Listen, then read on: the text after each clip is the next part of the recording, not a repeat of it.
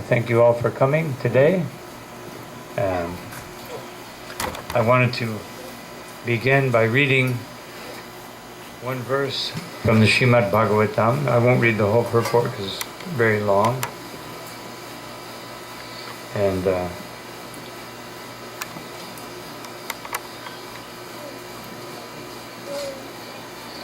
then I have a few quotes from Prabhupada relevant to that particular verse of the Bhagavatam.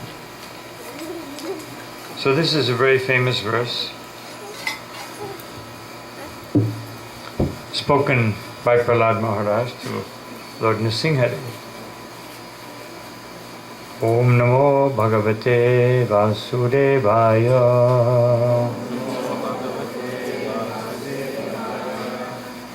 Swastyastu Vishvasakala Padi Prasidatam Jayantu Bhutani Shivam Mitodiya Manascha Badram Bhajatam Madoksaja Avishyatam No Matirapya Haituki. Translation, purport by Srila Prabhupada. May there be good fortune throughout the universe, and may all envious persons be pacified. May all living entities become calm by practicing Bhakti Yoga, for by accepting devotional service, they will think of each other's welfare. Therefore, let us all engage in the service of the Supreme Transcendence, Lord Sri Krishna, and always remain absorbed in thought of Him. Just read one small part of the purport. The following verse describes a Vaishnava. Panchakalpatarubhyascha kripasindhubhyevacha patitanam pavanebhyo Vaishnavebhyo namo namaha.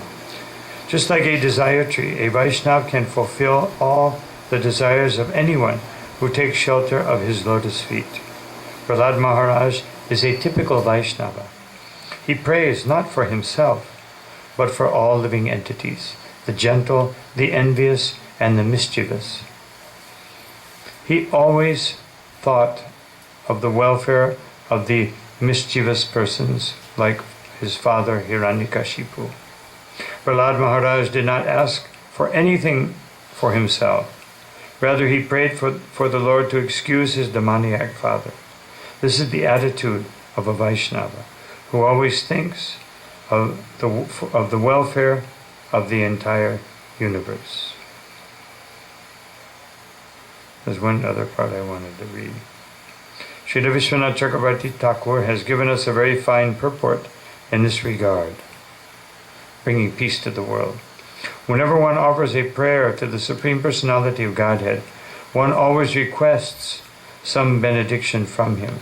Even pure Niskam devotees pray for some benediction, as instructed by Lord Chaitanya Mahaprabhu in his Shikshastikam. Ainanda tanuja kinkaram patitam mam vishame bhuvam bodo kripayata vapara pankaja stita dhuli sadrisham vijindaya. O son of Maharaj Nanda Krishna, I am your eternal servitor. Yet somehow or other I have fallen into the ocean of birth and death. Please pick me up from the ocean of death and place me as one of the atoms at your lotus feet. In another prayer, Lord Chaitanya says, Mama janmani janmanishvare bhavatad bhakti rahitukyai. Life after life, let me have unalloyed love and devotion at your Lordship's lotus feet. So he's just explaining that Prahlad Maharaj is asking for a benediction.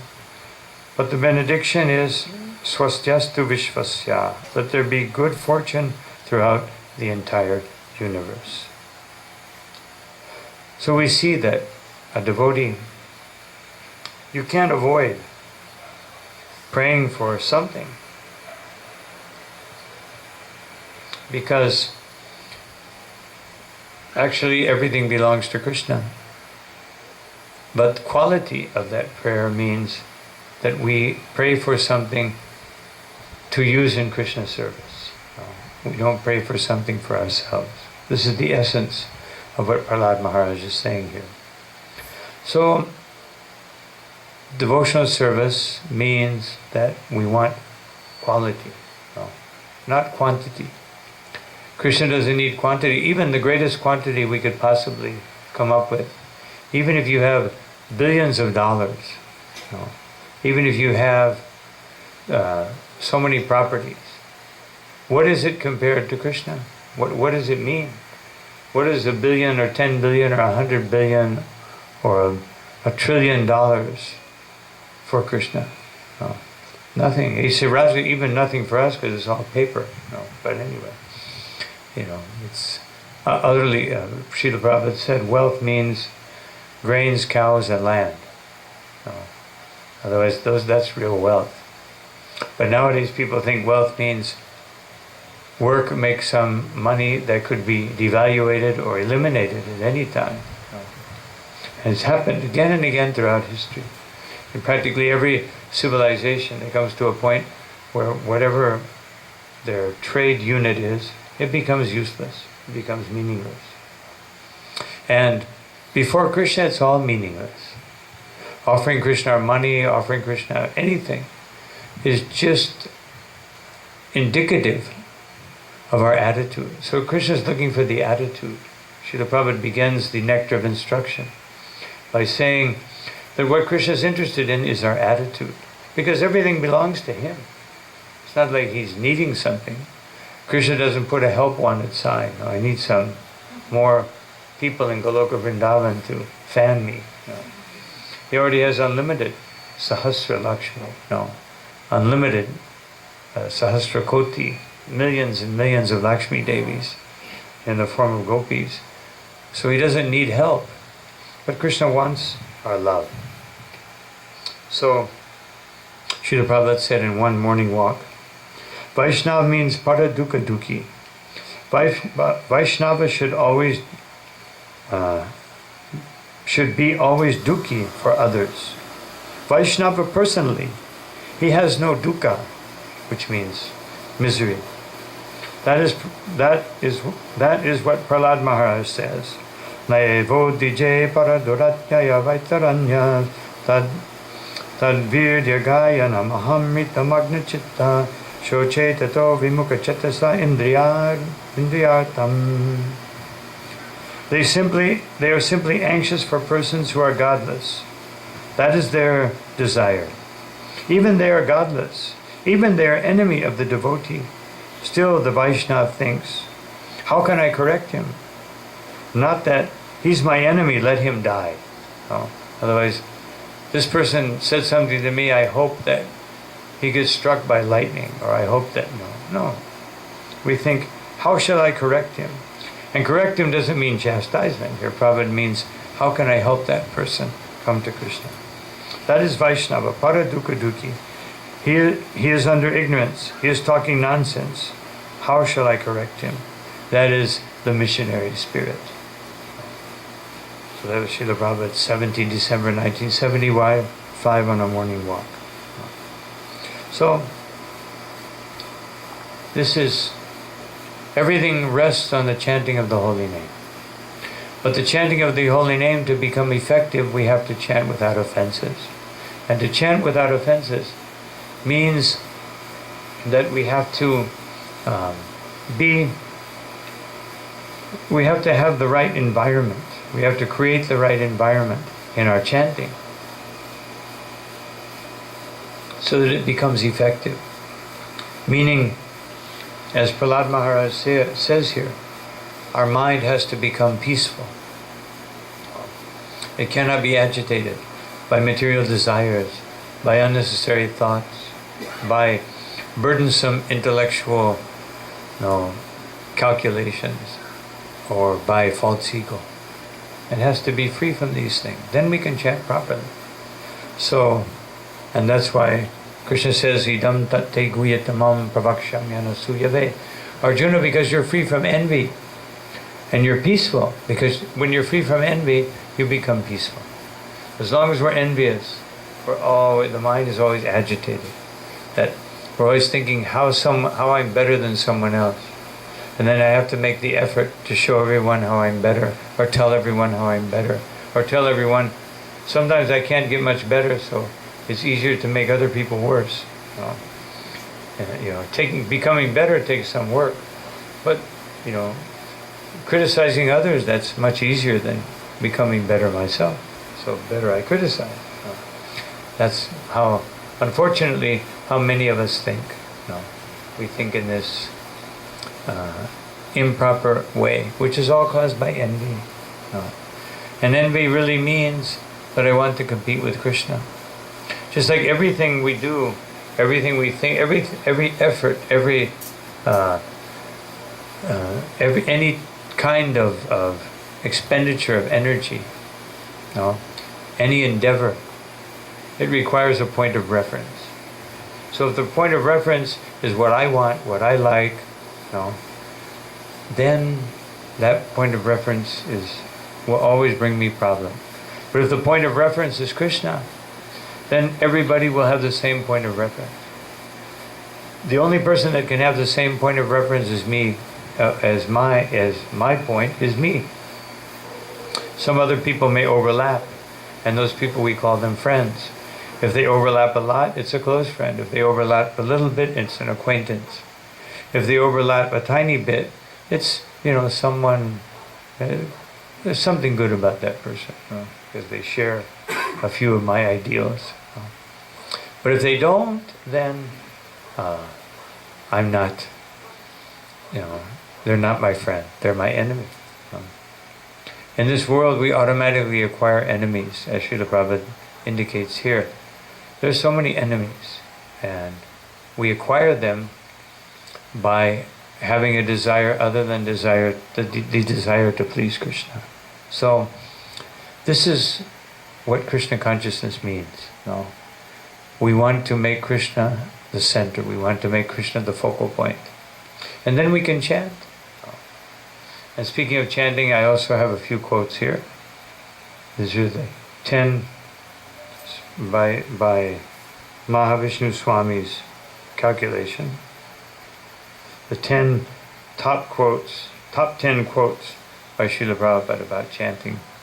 That's, somebody else may have some others, but number 1, any person, these are all quotes from Prabhupada, any person who is chanting the holy names of Krishna in course of time feels transcendental pleasure and very quickly becomes purified of all material contamination.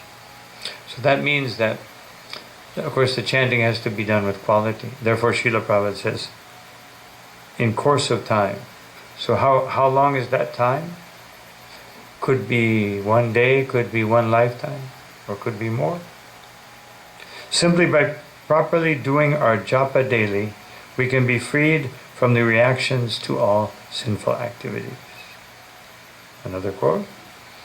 We cannot become fully Krishna conscious without chanting good quality rounds daily. Chanting is the most powerful way to become Krishna conscious. Another one. Our strength is in following the regulative principles and chanting 16 rounds japa. Number 5. Everyone begins his devotional life from the neophyte stage. But if one properly finishes chanting the prescribed number of rounds of Harinam, he is elevated step by step to the highest platform, Uttama Adhikari, from Nectar of Devotion. This is a very famous one, from Madhya Lila, chapter 22, text 113. Of all the regulative principles, the spiritual master's order to chant at least 16 rounds is most essential. 7. Minimum 16 rounds have to be chanted. Constant chanting should be our goal. Although this is the minimum. But what we really want is that I chant 24 hours a day. And I've said several times, but Srila Prabhupada, probably one of my favorites.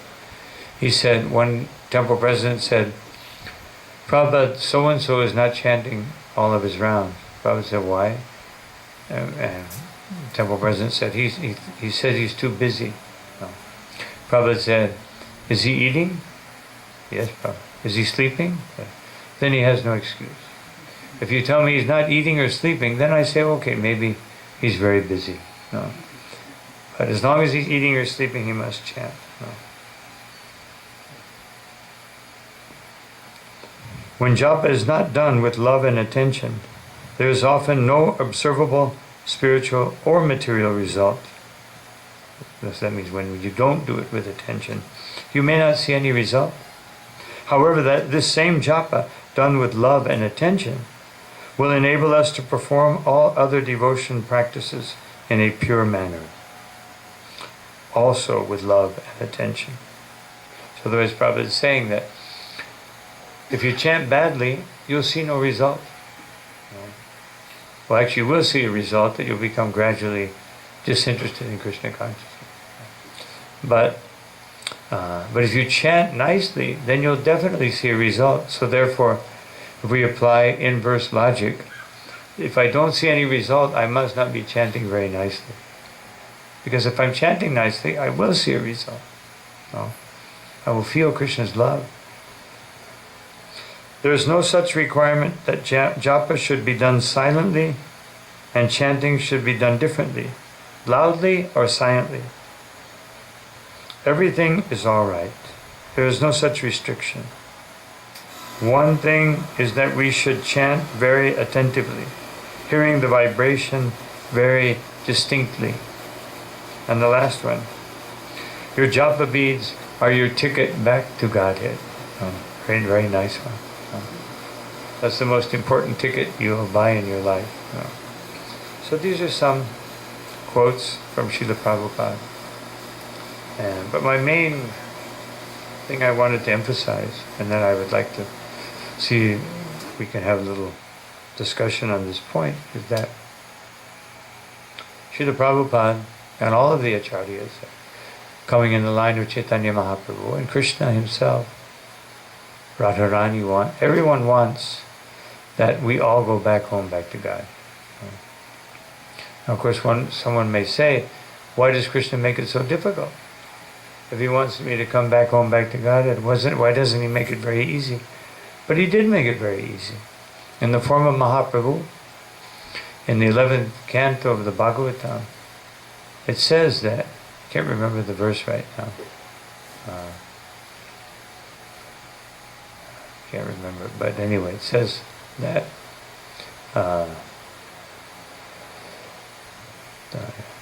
Jayan, can't remember, but anyway, so that practically speaking, the verse, paraphrasing it, says that the demigods are waiting in line to take birth in Kali Yuga. It's because it's so easy to go back home, back to God. No. Otherwise they have to go. I was just reading a little Manu Samhita this morning, and if we had to follow the Manu Samhita, we would all just already have quit and gone away. So technical, so many rules, and if you put your feet up like this, then you can't chant the Vedas for 3 days. If you do this, you can't do this. If you do this, you can't do that. It's like very, very difficult to follow the Manu Samhita. Now, Srila Prabhupada said, Manu Samhita, although the general principles are applicable, the details of Manu Samhita are not made for this age. No one would be able to follow. Even Hari Bhakti Vilas, which is the light version of Manu Samhita, but Vaishnava version, hardly anyone can follow 90% of what's in Hari Bhakti Vilas. Just to chant your Gayatri would take you, like those who chant Gayatri, it would take you 20 to 25 minutes. You have the preliminary mantras, the Purishcharya mantras, and this mantra, and then you finally chant the Gayatri. And so, we have a very easy process, and the only obstacle is our mind. So, Sri Chaitanya Mahaprabhu, Srila Prabhupada, all of our acharyas, they want everyone to go back home, back to God. We want people to come to our temple, or our temples, wherever we may be situated, and participate. But in order that people will be attracted, we have to make it attractive. And to do that, we have to make ourselves attractive. Not the way we dress, not the way we look, but the way we act, the way we deal with others, the way we interact with one another. Srila Prabhupada mentions in these quotes love so many times, love and attention, loving sentiment. I hear all the time here in Trinidad and practically everywhere No, devotees should learn to love. But if I'm saying the devotees should learn to love, it means I know how to love. No. As I'm complaining that others don't know how to love, and implying that I know how. So if I know how, let me teach them. No. Otherwise, if you really know how to love, then with some of the things I just quoted will automatically manifest in your heart. You will automatically treat others in such a nice way. You will feel great compassion for others. And of course, to feel compassion, as Lord Kapiladev said, that titikshasva karunika, for that compassion to be manifest, there must be titiksha, there must be tolerance. You have to you cannot be compassionate without being tolerant. You have to tolerate the difficulties that arise with interaction with other people, with the three modes of nature, with one's own mind. Of course, generally we're very good at tolerating ourselves, but not so good at tolerating others. And that's therefore Prabhupada said, be very strict with yourself and be very tolerant with others. That's the best formula. So, well, the point is that this is something we all really have to work on. And don't put the burden on the next person. Generally, I hear so much, if the devotees were just like this, or if the devotees were just like that. But the best way to encourage them is not to discourage them. The best way to encourage them is not to say, if you were like this, otherwise, essentially I'm saying, if you were like me, then the whole world would be more Krishna conscious. But that doesn't work. We have to say that we have to show others by our example. If I'm actually Krishna conscious, then we show others. And if I'm not Krishna conscious, then the best way to be Krishna conscious is satsanga, sadhu sangha. Best way. There's no other better way to become, even chanting.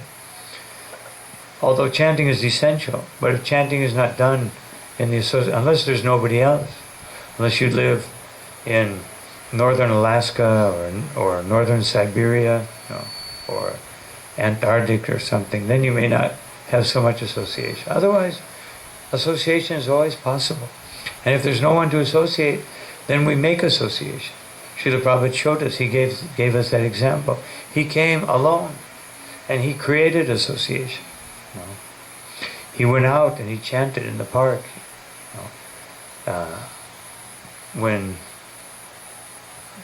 I was requested to open a temple in Panama, I went with 2 boxes of books and took a bus.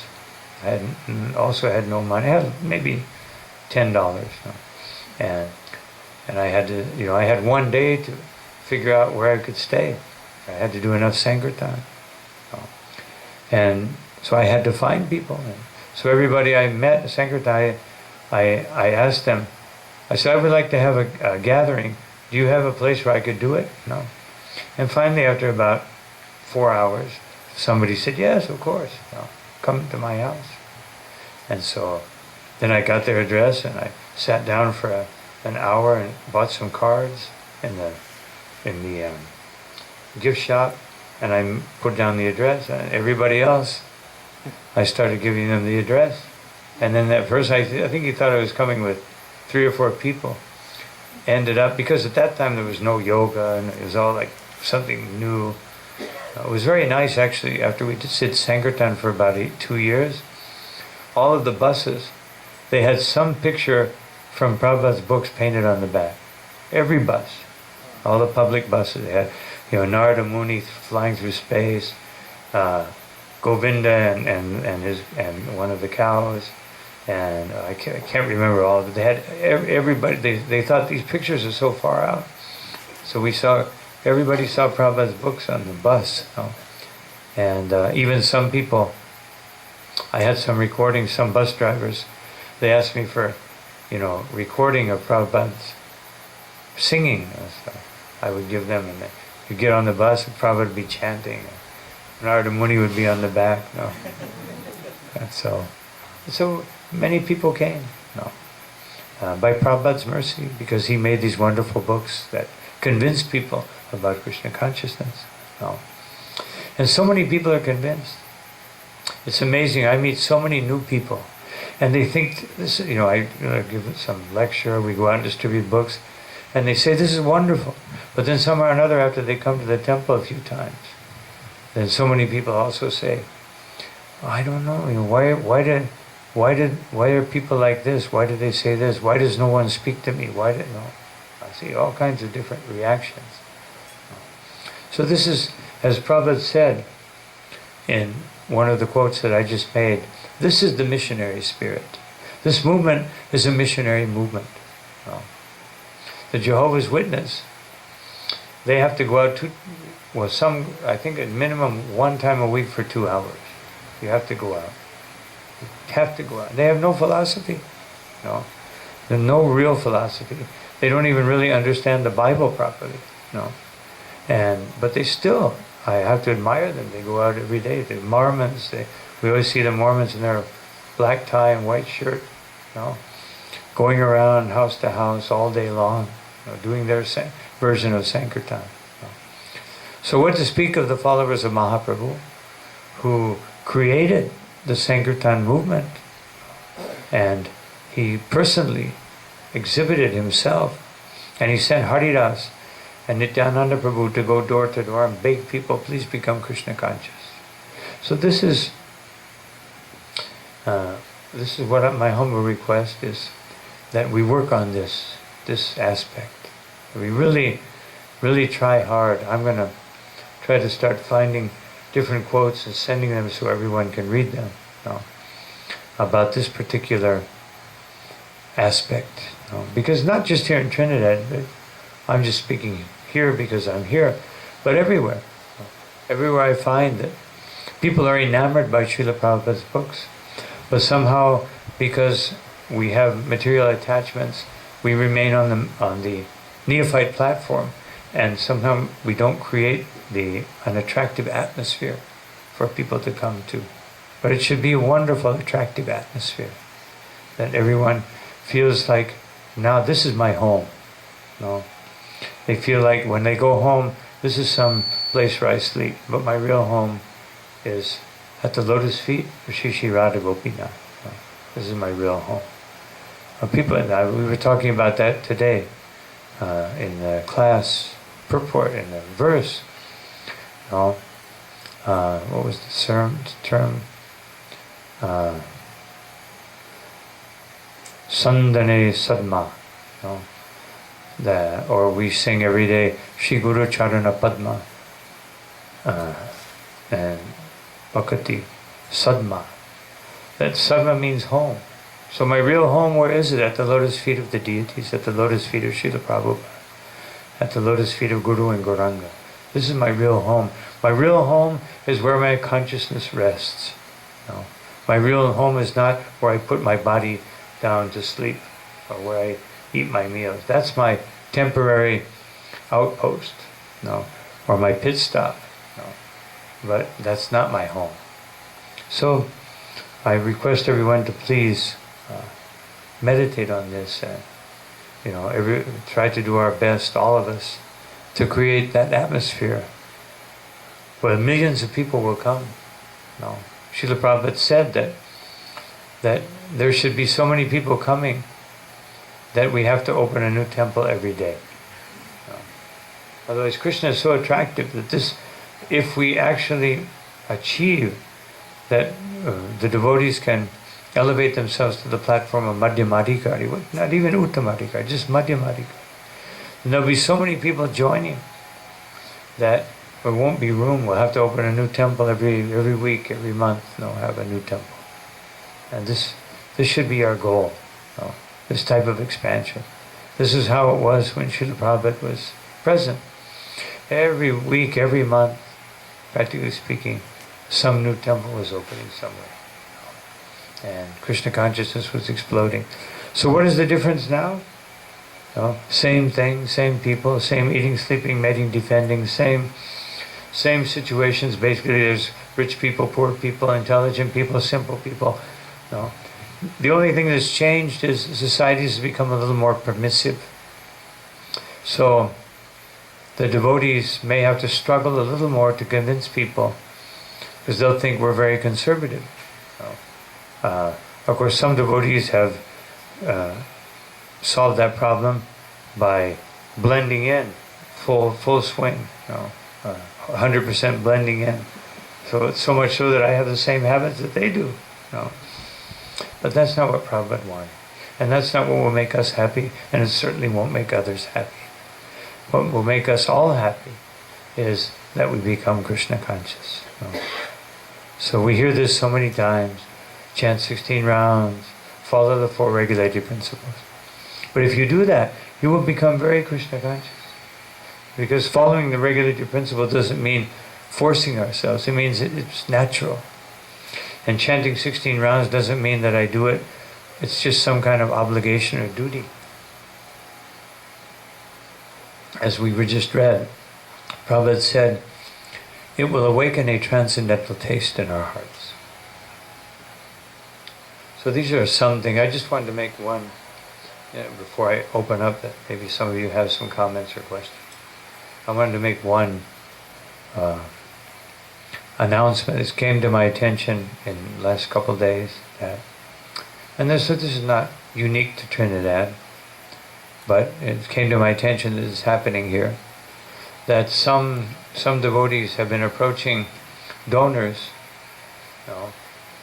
for some personal needs, going and saying, oh, you have money, so could you get me this, could you buy me this? So this should definitely not be done. I don't see anybody here who I heard about, but anyway, you can pass on the word that this should never be done.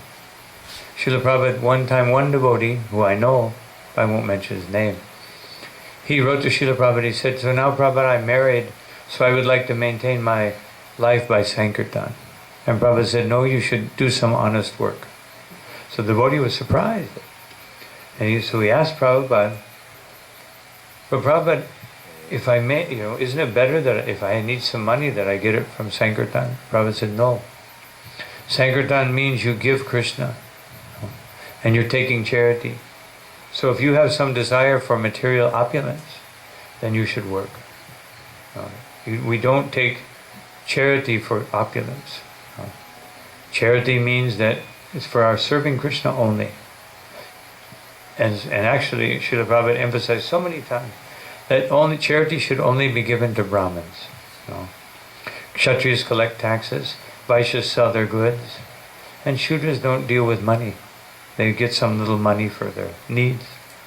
So in Varnashram, only the Brahmins, only people who are Brahmins, sannyasis, people who are in a Brahminical position, they are the ones who get charity, because they're being trusted that they will use it exclusively for Krishna, or they may have some little bodily needs or something, but they'll use it for Krishna's service. And they have that discretion, that discrimination. And even then, they don't ask for it. Sometimes they may ask on behalf of the temple or deity or something. But for themselves, they don't ask charity. They may accept charity, but they don't ask. Because they inspire others. And by that inspiration, and people seeing that they're Brahminical, that they have a simple lifestyle, and they'll give some charity. They don't have to ask. That will automatically happen. And when we see someone, and we enjoy what service they are providing for us, then we give donate. Just like anyone who goes on the internet, if you go on Mozilla or Wikipedia, every once in a while they say, can you give a donation? And people give because they like the service. They think, I don't want Wikipedia to disappear. I don't want Mozilla or whatever server, whatever thing that they have. I read one article that when they did that for Wikipedia, within a week, they got something like, $85 million by just putting that little ad. Well, they put it like it was real desperate, but that means so many millions and hundreds of millions of people are using No, and out of those hundreds of million people, some people gave $1, some people gave $5.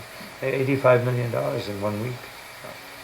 So maybe we should put an ad for Radhagopina. See if we can get 85 million, 85,000 even. So, but the point is that we should not, and also anyone who is a donor, they should always request a receipt. Okay, this is something I'm going to try to make this formal announcement that everyone, every donor should request someone. If someone's asking for a donation, ask what it's for, and then ask for a receipt, because that way we know receipts. That way we know someone has donated, and we know what it's for, so that we can use all the donations properly. If someone says, 200, 500 TT for flowers, then I know I have to use this for flowers. Srila Prabhupada is very strict about this principle. So anyway, I just wanted to, I don't think any of you are doing this, but obviously there's some people that are doing it, so we don't want this to happen, because especially like new donors come and then they see people coming to them asking money. Not the best thing. Not the best way to inspire people. Very, very few times Prabhupada would ask for donation. Of course, there's the famous story of Shyam Sundar. Prabhupada wanted to print the Krishna book, so he sent Shyam Sundar to George Harrison. And he called for Shyam Sundar. And he said, so I want you to go to this boy George. Not boy George, but boy George Harrison. And ask him to donate for this book. And Shyam Sundar turned pale white, because he promised George, and he promised himself, I will never.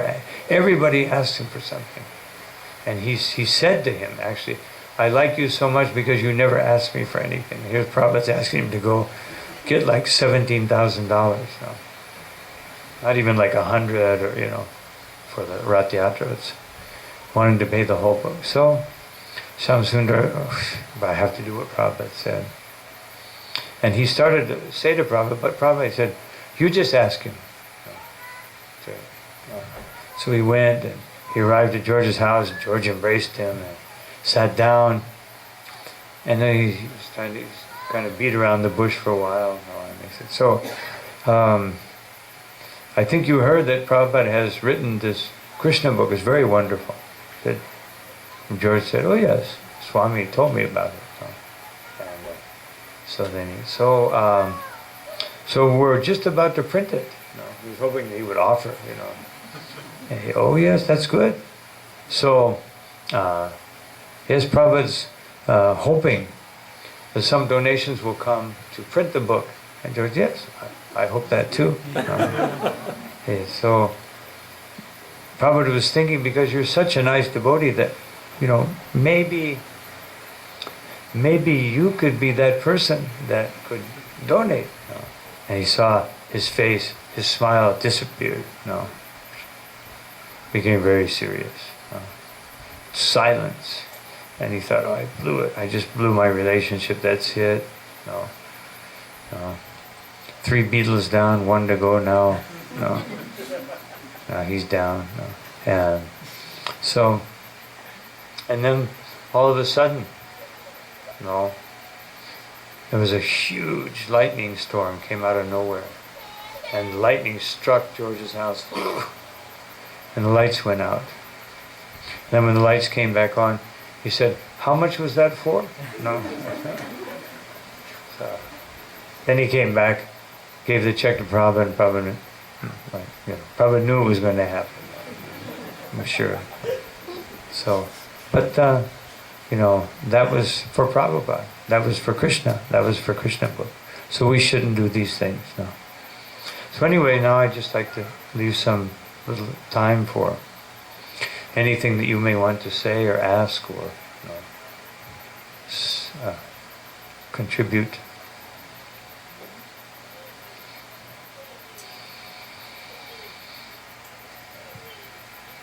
Don't all speak at once. No. Yes.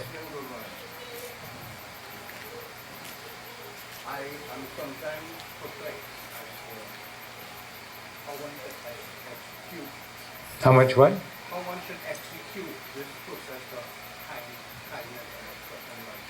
They're saying that we should make temple and a sacrifice, a sacrifice, show them love. It's so sacrifice.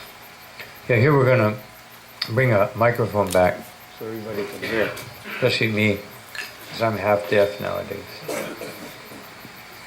Thanks to the Whompers and unnecessarily loud speakers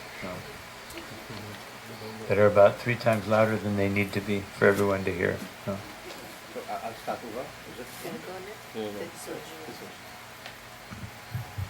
Yeah. I'm often confused, Guru Maharaj, about the aspect of kindness and showing love, expressing love towards whether it be guests or amongst devotees.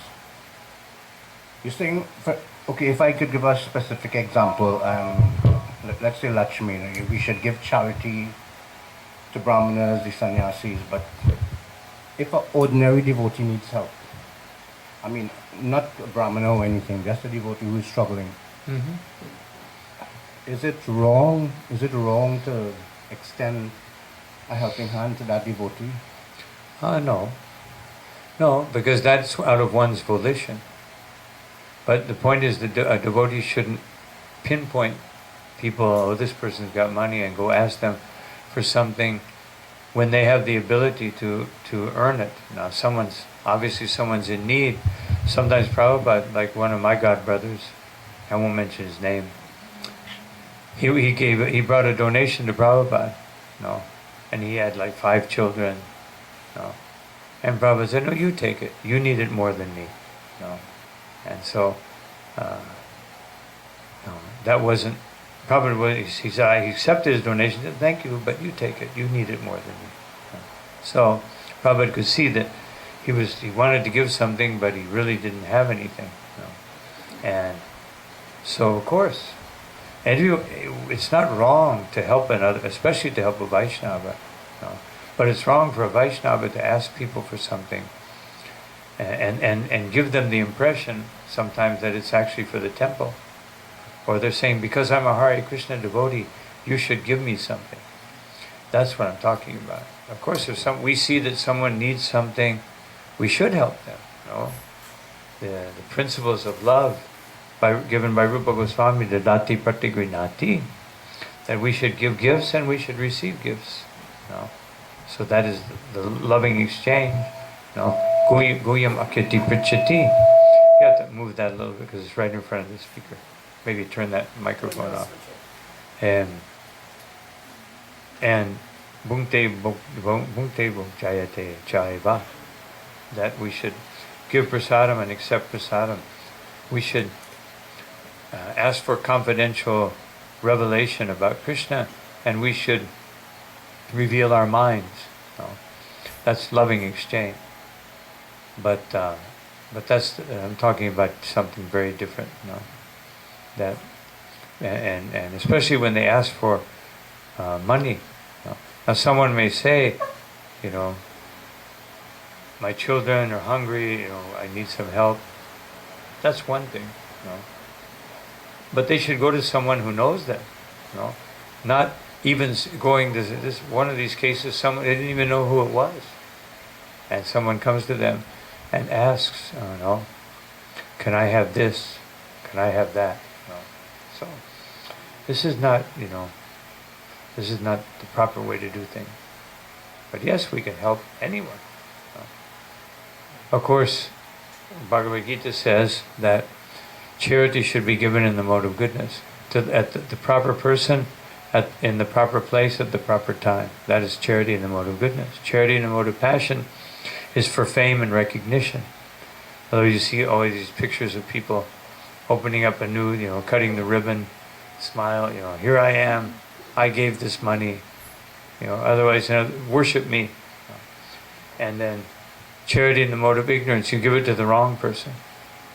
And someone would get the money and go get drunk or buy some drugs or do something improper. So we should, if we give charity, it should be in the mode of goodness, for the proper person, proper time, and the proper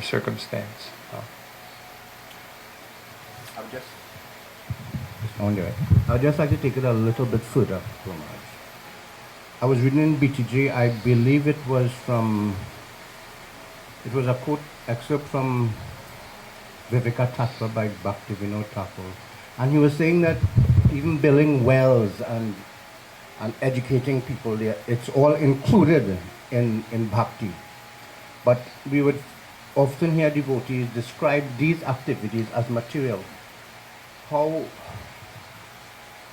could we understand or differentiate between the material aspect and the spiritual aspect of this? Well, when Bhaktivinoda Thakur says that, he's talking about Kshatriyas and Vaishyas. That Kshatriyas and Vaishyas should use their money for public benefit. No. Otherwise, Kshatriyas are supposed to build roads, plant tree, and Vaishyas are supposed to plant trees and for pilgrims, and this is all. It can be included in bhakti, but it's not necessarily bhakti if I don't do it for Krishna's benefit. No. Otherwise, bhakti has to have the element of Krishna, not just giving charity. Giving charity, it doesn't become bhakti. No. But somehow or another, I think I would have to read. I remember reading something like that, but there's a context to it, which connects it to Krishna. Now, one time, Srila Prabhupada was walking on Juhu Beach, and there was some, little orphans or home, very poor children. So Prabhupada said to the devotees, "Tomorrow you bring some clothing, we will give it to them." And one devotee asked Prabhupada, "Isn't that mundane, Prabhupada?" Prabhupada said, "No, if we give this to them, then they will always remember Krishna." No. So it seemed like mundane charity, but because it's coming from devotees, it's coming from Prabhupada, it's coming from, they will remember Krishna, that these devotees were kind to me. No. Just like we distribute prasadam, people don't know that necessarily that's prasadam or what it is, and they get some spiritual benefit from eating, but the greatest benefit is that they have a favorable attitude toward the devotees, and they'll be inclined, and at some point in time when they have a little bit of control over their mind or their senses, they'll be able to surrender or come closer to Krishna. So it should be connected with Krishna, but there's no problem. No, if if a devotee wants to do and if someone has wealth or someone has abilities, and you can help others, but it has to be connected to Krishna. Even Rupa Goswami and Sanatana Goswami, they would give some money to poor people when they were ministers. But they would always try to connect it to Krishna. They would say Hare Krishna or something and they would help people. Because a grihasta must give charity.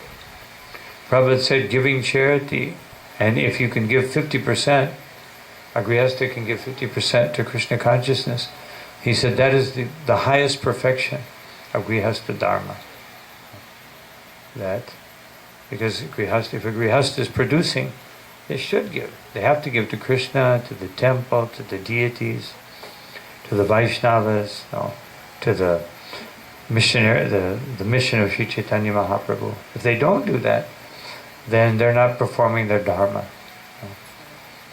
And Prabhupada said that's what the Kshatriyas previously, they would tax the Vaishyas. Because otherwise, sometimes when you start acquiring money, you get greedy.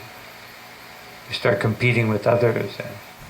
Or you start thinking, if I need this much, I need more. If I have more, I'll feel more secure. So to avoid that, then Prabhupada, said that the grihasta should give charity. They must give charity. And the Kshatriyas are supposed to protect the people, and the Vaishyas are supposed to protect the cows. So also devotees, because I was mentioning yesterday, Krishna's planet is Goloka, planet of the cows. Krishna's home here is Gokula, the dynasty of the cows. Otherwise, Krishna's dynasty, he comes from the moon dynasty, but he considers himself in the cow dynasty. And so how much we should be teaching people about not to kill cow. Sometimes we're speaking very lofty philosophy of Bhagavad Gita, but first let us teach people not to kill the cows. Some basics. Don't kill cow. I mean, especially in a country like this where people proclaim themselves Hindus. If someone kills cows, sells cows, eats cows, transports cows, no, they don't understand their dharma. This is one of the basic dharmas of Hinduism. No.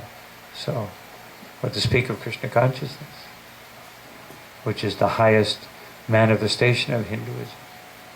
So, no. Anyway, yes. Charity is necessary.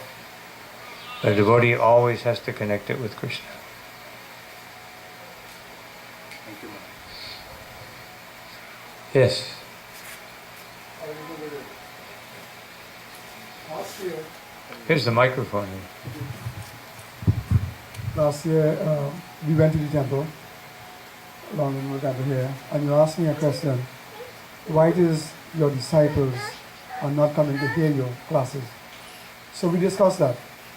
But then again, earlier this year, when the last time you were here, I get a phone call, and you expressed the same sentiments. Why it is your disciples are not coming to hear your classes? And as much as you were excited and concerned about that, I too felt very deeply concerned about it. But like looking at where I live and close by, there are so many devotees, over 20 devotees, and they still, you know what the classes look like. So I think this forum here, Guru disciple meeting here, would address that situation. Thank you. Yes, I mentioned a few times that. Sometimes I see that in poorer places, more people come. And even when Trinidad was poorer, when I first came here, more people came. And then as devotees acquired a little more wealth, then they don't come anymore. Right? Too many interesting programs on cable or something, I don't know. But and I know, in Mexico, such a miserable city. It's really miserable. But so many devotees come. And not even just when I go or when anybody goes. Or even sometimes just, there's no special guest or anything. And we'll still have 50, 60 devotees in Bhagavad Gita class. Sometimes 70, 80 devotees Bhagavad Gita class. And most come by subway. And the subways are very dangerous because the class is at 7 o'clock at night. That means they have to go home at, 8:30 on the subway.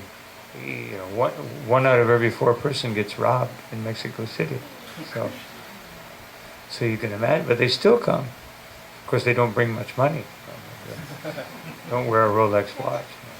But, because I don't think anybody has a Rolex watch. But it's interesting, I notice in Colombia, Venezuela, almost all Central America, that almost all the devotees come to the classes. So I guess it has something to do with the trade winds. Some mystical, magical effect of the trade winds. Mystify the mind. But anyway, it's nice that we should hear. Hearing is the first process in devotional service. Shravanam, Kirtanam. Actually, Srila Prabhupada said, the best service you can offer to the spiritual master is to hear. Because he said, by hearing, you will understand how to be Krishna conscious. If you don't hear, then you'll have your own conception of Krishna consciousness, or no conception, or think that, I just have to chant my rounds, have to do this, and so, it's not. We all have a tendency to kind of have a self-made, I think self-realization means self-constructed, self-conceived. But this is not real Krishna consciousness. Real Krishna consciousness descends from Krishna. Krishna extends his mercy through Srimati Radharani, through the Vaishnavas, and then We get that mercy. Any other? Yes.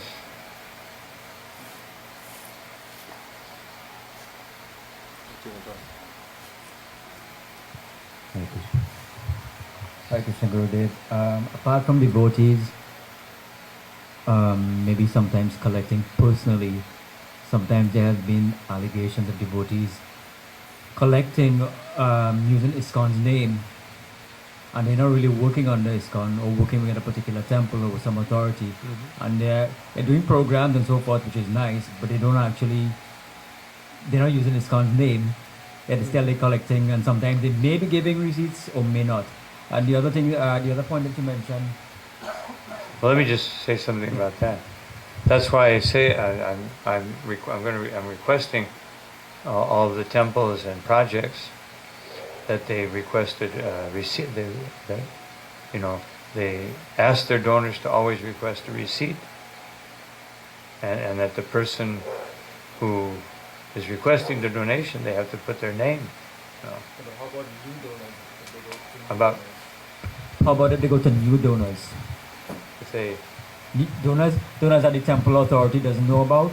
They just go to random people, random businesses, new businesses. yeah, but they still, yeah. You mean people who are not donors? Yeah, no, not donors. Well, yeah, we have to be on the lookout.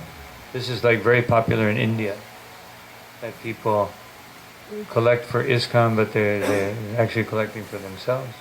Even Prabhupada said that when he was a young boy, there was a man that lived in front, and he would come out in the morning in saffron dress and go out and collect. Then he would come back, midday, change clothes, and go out and go to the marketplace. And Prabhupada said he did very well. No. So, I mean, what can we do? We can,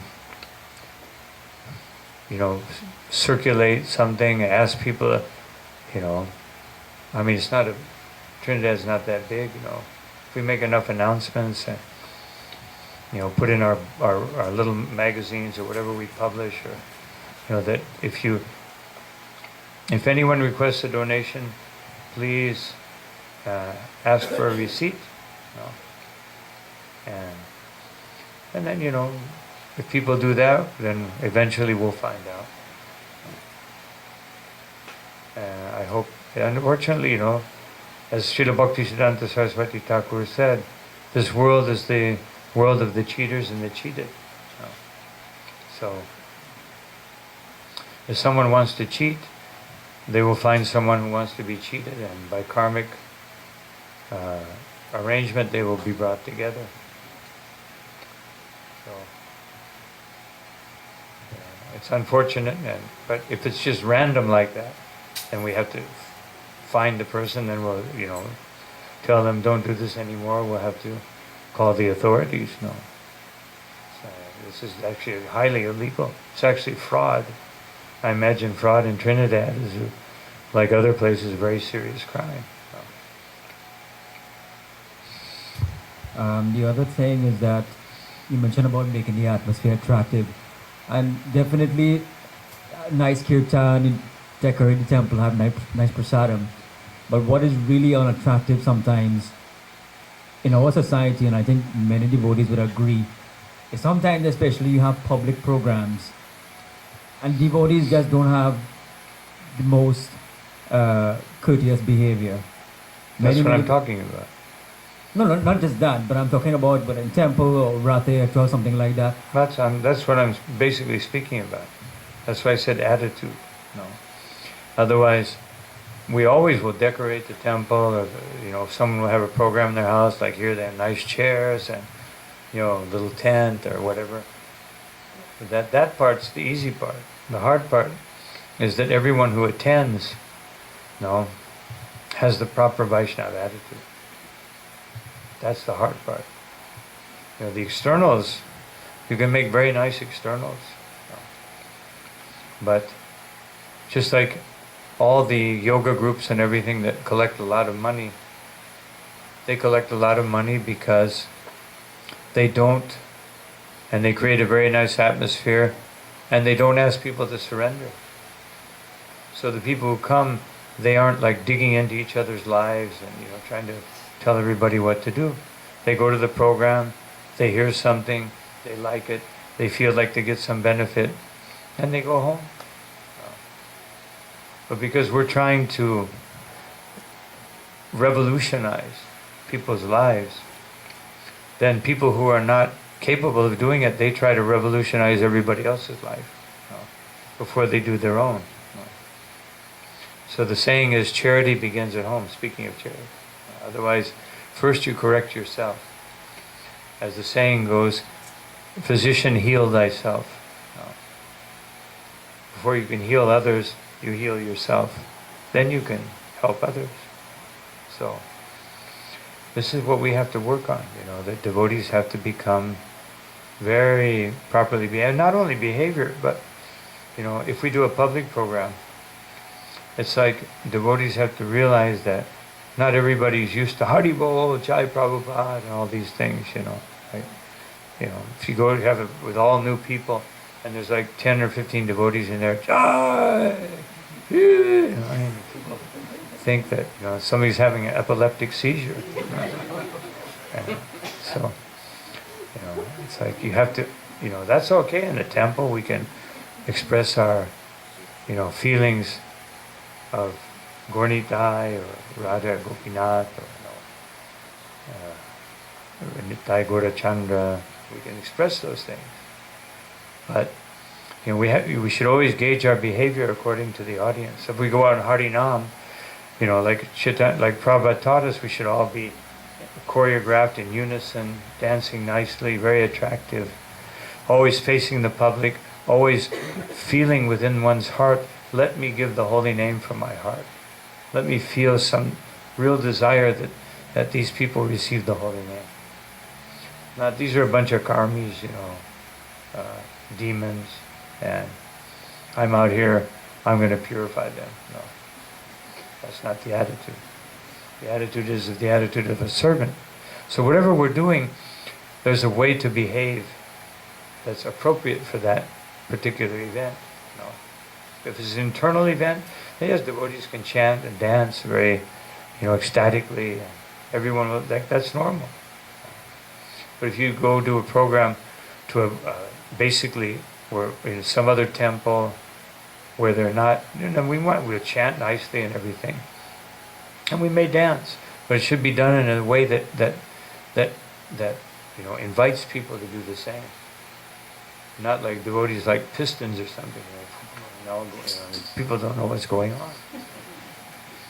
So whatever we're doing, it should be attractive. And the main attraction is the positive, humble attitude of a Vaishnava. That's the main thing that is attractive. Even if something's a little strange for people.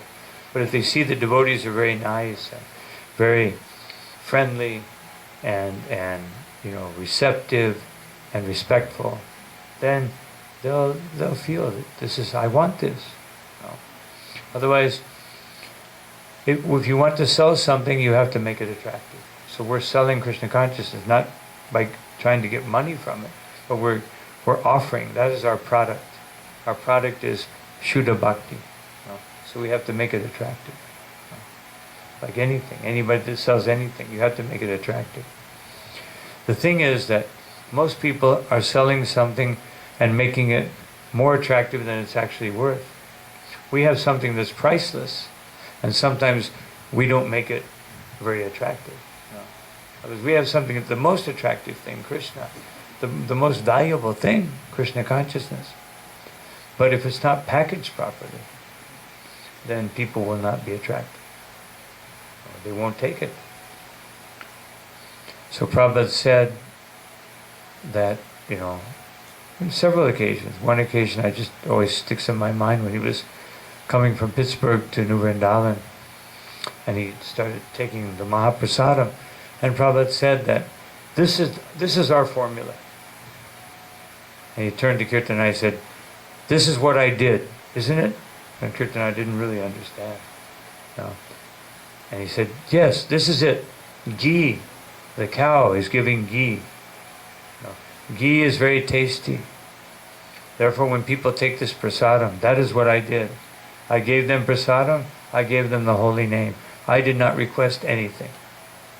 I did not ask them to surrender. No. I just gave prasadam and the holy name. And so many people came. No. Then once they come, then you give them the philosophy. And Prabhupada said several times that first let people become attracted to Krishna consciousness, or let them become attracted to the holy name. Then you can give some philosophy. When they request, when they ask some questions, when they inquire, then you give the philosophy. Of course, sometimes we give a lecture, but people come to a program expecting a lecture.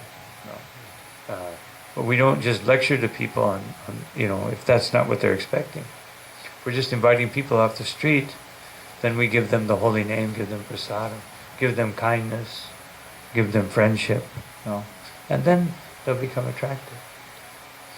But if we feel proud or superior, I'm a Vaishnava, I'm a Brahmin, and you're a Shudra, Malecha, then they'll pick up that vibration, and they won't be attracted.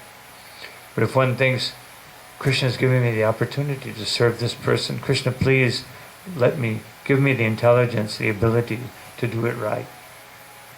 If that's really what we're feeling in our hearts, then they'll be attracted. Even if, so many people, professors and everything, they didn't always agree, with, or were they ready to accept everything the Prabhupada said? Especially like Indology professors, they held these conceptions of Hinduism and Vedic, and Prabhupada would give straight Krishna consciousness.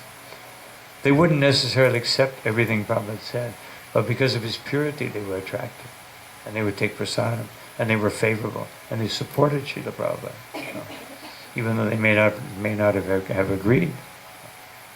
It's like sometimes we come together with other Vaishnava groups, like the Sri Vaishnavas in India or some other Vaishnava.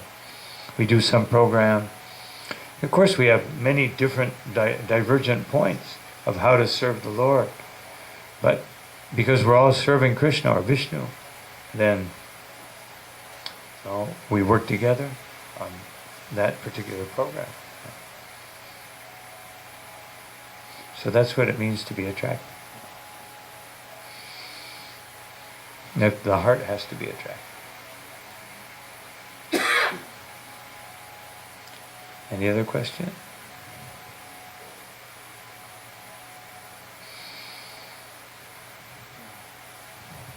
Comment? Complaint? No, I don't. I won't ask for complaints for them. I might be here all night. No? Hare Krishna, Gurudev. Just to be clear, Gurudev, Sankirtan shouldn't be used as a means of earning a livelihood. Real Sankirtan. Sankirtan. It should not be used as a means of earning a livelihood. No, Prabhupada's point was, I know many devotees like Vaisheshika Prabhu, Brigupati. Brigupati Prabhu has been doing Sankirtan for 46 years without stopping, every day for 46 years. I mean, he may miss 1 or 2 days traveling or he's sick, but every day for the last 46 years he goes out and distributes books. But you go to Brigupati's apartment, there's no furniture. If you give something to him, he's using it for Krishna. He's a simple Brahmin. He has, a little pad on the floor, a little simple desk with a chair for, studying. There's no opulence. The Prabhupada's point was, if you want opulence, then don't take your opulence from charity. Because Prabhupada could see this devotee wanted opulence. He didn't just want, a roof over his head and a place where he can do bhajan. He wanted, a nice car, a nice house. So Prabhupada said, better you do some honest work. Prabhupada could detect that. So he gave that example. And then with Brigupati, Prabhupada said, yes, you can do Sankirtan. No problem. Prabhupada could see he was a simple Brahmin. Anyone who goes out for 46 years, 8 hours a day, they're very sincere. And he goes, just like the Harinam party in New York, they go out every day, 365 days a year, In the winter, snowing, they go out and do Harinam. Sometimes they can't even play the instruments. Their hands are so cold. And sometimes they have to go down in the subway to chant because it's so cold. But they go out every day. So that's the kind of determination that one needs to go back home, back to Godhead. Not just an occasional program, chant the minimum, an occasional program. But takes some effort to show Krishna. I don't want to be in this material world. I want to be in your transcendental abode. And it may take a lifetime to develop that, but we should have that goal. I may not have that much determination right now, but let me increase my determination. How do we increase determination? Determination increases by responsibility. Just like when you accept the responsibility, one gets initiated. Then they acquire the determination to chant 16 rounds because there's an obligation, there's a promise. So the more we commit ourselves, then the more determination we'll have. A commitment has to be voluntary. You can't force someone to commit themselves. Just like Prabhupada said that when in the Muslim conquest of India, they would go up to a Indian or a Hindu, and they would put a knife to his throat, and they'd say, "Do you believe in Allah?" And he would say, "Of course." No. Prabhupada said, very good conversion method. No. Otherwise, it may be very effective, instantaneously, but doesn't change people's heart. No. So we don't want to try to force people. We want to attract people that they want. I want to go further in Krishna consciousness. That's why we come in here. If we hear every day, and if we can't go and hear somewhere, then we sit and we hear from Srila Prabhupada's books, even reading out loud so that we can concentrate on it. When you read out loud, then you engage your ears and your tongue. If you just read the book, then you're only engaging your mind and your eyes. But if you engage your eyes, your tongue, your ears, and your mind, then it sticks with you. So I encourage devotees to do that. Read out loud, even if you're reading by yourself.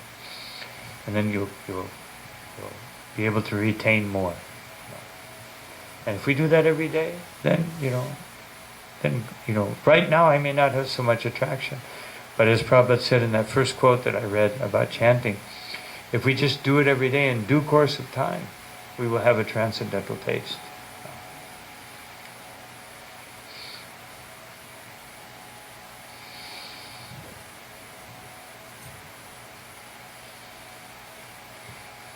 Okay, so it looks like we've exhausted our possibilities here for today. So I thank you all very much for coming and for sincerely striving and continuing in your Krishna consciousness. And I pray to Sri Chaitanya Mahaprabhu, Srila Prabhupada, all of our acharyas, that they will give us all the ability to every day want to increase more and more, even if it's a minuscule amount, but every day we'll try to, advance a little bit more. And then all those little bits, they amount to something very wonderful. If we do a little bit every day, then by the end of this lifetime, we'll be ready to go back home, back to God. But if you keep putting it off, next week, as soon as I finish this, as soon as I graduate, as soon as I do this, as soon as I retire, some people have it like that. As soon as, just like we have representatives here of Mother Indira, so sincere from the first day. Well, I didn't know her the first day, but how many people at her age have a nice house and would prefer to live in the temple? What kind of an example is that? Wonderful example. Most that live in the temple would like to have a nice house. But if she has a nice house, would like to rather live in the temple. So that's an inspiration. We have to associate with those kinds of devotees who give that kind of example. And then by associating with them and glorifying them, then Krishna will give us that strength to be able to do the same. So take the association of all the advanced Vaishnavas that is possible, and then it will enter into your heart. Pravishtakana Randrena Swanam Bhavam Saroruham.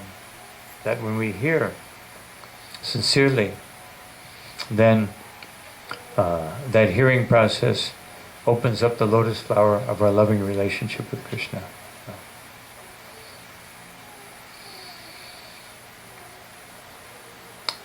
Srila Prabhupada ki jai, Shri Radha Gopinath ki, Sisi Gaur Nitai ki, Nitai Gaur Premanandi, Ananta Koti Vaishnava Binda ki jai.